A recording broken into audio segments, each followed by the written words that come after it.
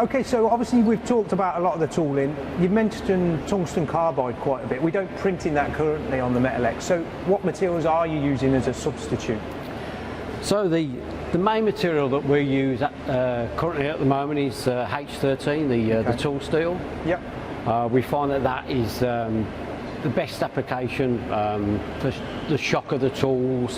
When they're cutting, they seem to absorb all the vibration. Right, okay.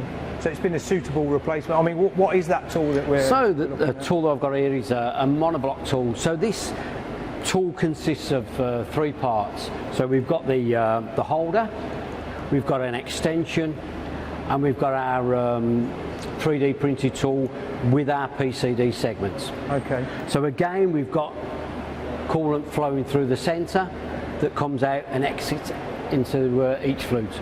And how long would a tool like that be expected to last in a production environment? This is going to last for months.